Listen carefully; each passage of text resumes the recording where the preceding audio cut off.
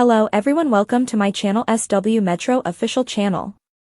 Finally, Janelle Brown accuses Kody and Robyn of embezzling $1 million,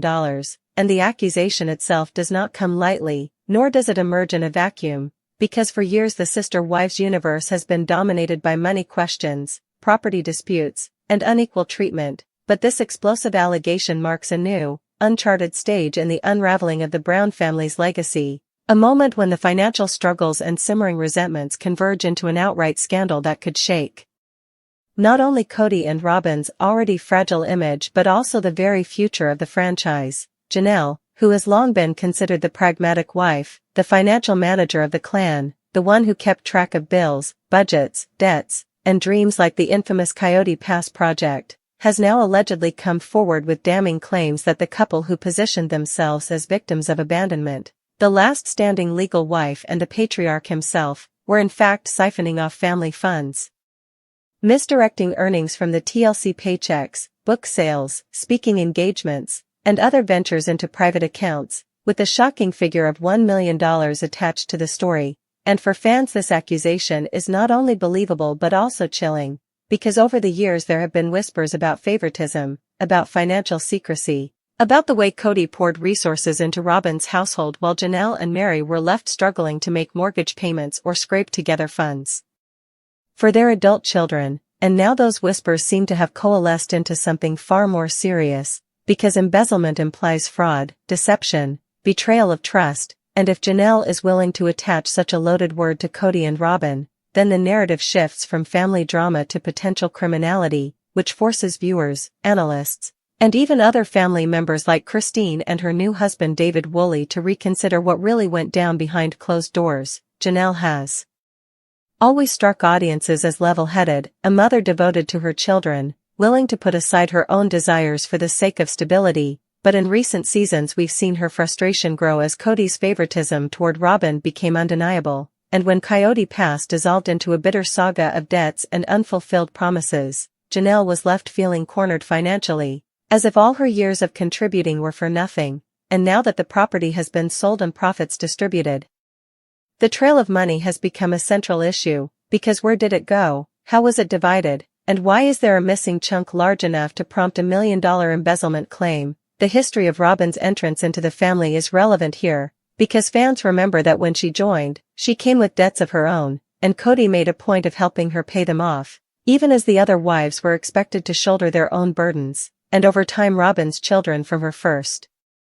marriage were legally adopted by Kody, cementing a bond that was not just emotional but financial, and though this could have been framed as an act of generosity, to Janelle and Mary it increasingly looked like a reallocation of family resources to prioritize Robyn's household, which, combined with Robyn's online jewelry business and the many discussions about whether it was profitable or draining, created a backdrop of suspicion. And now, years later, those suspicions erupt into Janelle's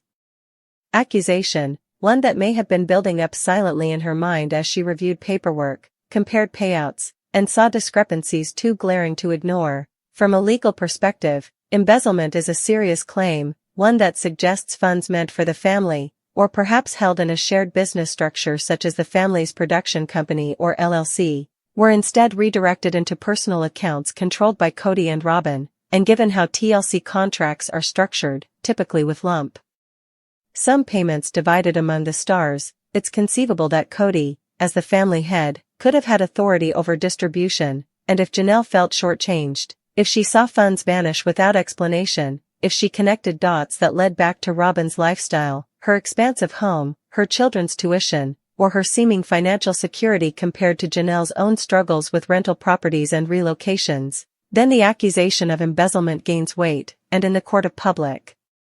opinion, perception is often reality, so even if there is no formal charge yet, the mere suggestion that Kody and Robyn may have taken $1 million from the family pot will ignite debates across social media, podcasts, fan groups, and tabloids, with some insisting that Janelle is finally speaking her truth and others defending Robyn as the perpetual scapegoat. But what makes this moment even more dramatic is that Janelle, who rarely engages in sensationalism, is not prone to exaggeration, so if she chooses the word embezzlement, she likely means it, and that makes the fallout potentially catastrophic for Kody, whose reputation has already been battered by 3 failed marriages, strained relationships with his children, and the implosion of the polygamous ideal he once preached on national television, because now instead of being seen as a misguided patriarch, he risks being seen as a manipulative schemer who not only alienated his wives emotionally but also deprived them financially.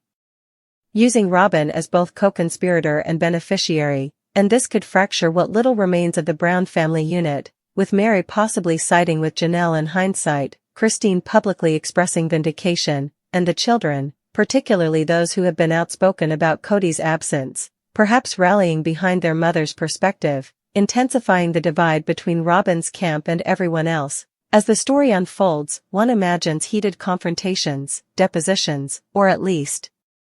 reality TV-style sit-downs where accusations fly, receipts are demanded, and the audience watches to see whether Robyn continues to deny responsibility or whether cracks appear in her calm, teary defenses, while Kody lashes out, framing himself as the victim of betrayal. But the numbers don't lie, and a missing $1 million is too big to brush aside with words about loyalty, unity, or misunderstood intentions, so the narrative builds toward a climactic reckoning, one that could define the next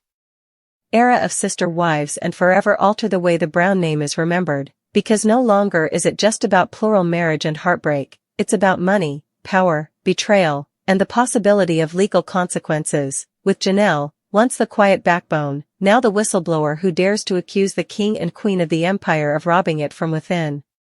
Janelle Brown has accused her estranged husband, Kody Brown, and his remaining wife, Robyn, of embezzling a staggering $1 million from the family's collective finances. Is not merely a new chapter in the long-running saga of the Sister Wives clan, it is the detonation of a narrative bomb that obliterates the foundational mythology of the entire polygamous experiment they have televised for over a decade.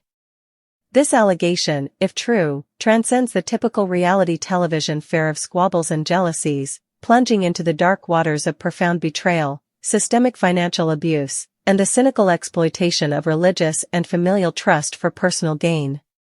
To understand the gravity of Janelle's accusation is to unravel the very economic and emotional fabric that once, however tenuously, bound the Brown family together, revealing a story not of shared sacrifice but of calculated exclusion and what appears to be a breathtaking breach of fiduciary duty at the hands of the family's self-appointed patriarch and his legal wife. For years, the financial structure of the Brown family was presented as a complex but ultimately unified system. The principle was simple, echoing the purported spiritual principle of their plural marriage: resources were pooled for the greater good of the entire family. Income from the various ventures of Kody and the wives, from Janelle's shrewd budgeting and real estate pursuits, to Christine's sale of homemade goods and MLM partnerships, to Mary's lucrative LuLaRoe business and the TLC paycheck that flowed to the family as a whole, was meant to be allocated fairly to support all 18 children and 4 households. Janelle, often celebrated as the family's financial brain and a voice of pragmatic reason, consistently advocated for this communal approach, investing her earnings and her faith into a collective future symbolized by the ill-fated yet financially draining development of their Coyote Pass property in Flagstaff. The understanding was that this land would be their legacy, a permanent home for all branches of the family. This accusation shreds that understanding completely, suggesting that the communal pot was not a sacred trust but a personal slush fund for Kody and Robyn. The specifics of the alleged embezzlement are what make the claim so damning and plausible to many observers of the family's public unraveling. The narrative arc of recent seasons has been punctuated by Janelle's growing financial frustration and ultimate crisis. A woman who once managed the family's complex budgets found herself unable to secure a loan for a home on the Coyote Pass property, living instead in a small rental and expressing a palpable sense of financial insecurity. Her confusion echoed Christine's prior revelations about the family's finances, where she claimed to have left the marriage with nothing but the equity in her own house. The $1 million in question is believed to be revenue from the family's collective endeavors, primarily the TLC show itself, that was funneled into an account controlled solely by Kody and Robyn, purportedly for family expenses but allegedly used to fund their conspicuously elevated lifestyle. This manifests in the stark contrast between Robyn's large, expensive home filled with expensive art and collectibles, a nanny on payroll despite her being a stay-at-home mom, and a general lack of financial worry, set against the backdrop of Janelle's precarious housing situation and Mary's emotional confessions about feeling financially sidelined.